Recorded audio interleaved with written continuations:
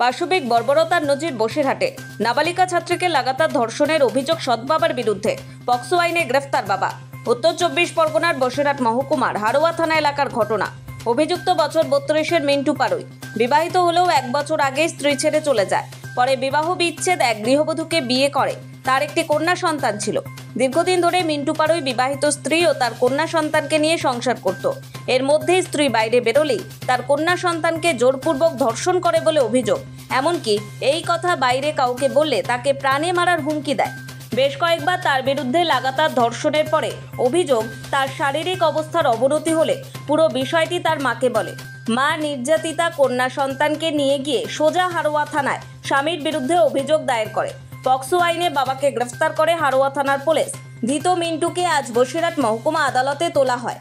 নাবালিকা ছাত্রীর মেডিকেল পরীক্ষা বসিরহাট স্বাস্থ্য জেলা হাসপাতালে। অন্যদিকে আদালতে তার জবানবন্দি নেবেন ম্যাজিস্ট্রেট। স্বামীর যাতে কঠোর শাস্তি হয় তার দাবি জানিয়েছেন। 13 বছরের একজন নাবালিকাকে তার সৎ বাবা ধর্ষণ করেছে।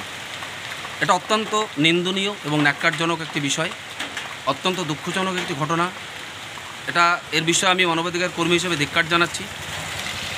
কারণ বাবা মেয়ের সম্পর্ক যে পবিত্র সম্পর্ক, সেই পবিত্র সম্পর্ককে অপমান করেছে এবং পবিত্র সম্পর্কের সঙ্গে অপবিত্র ব্যবহার করেছে।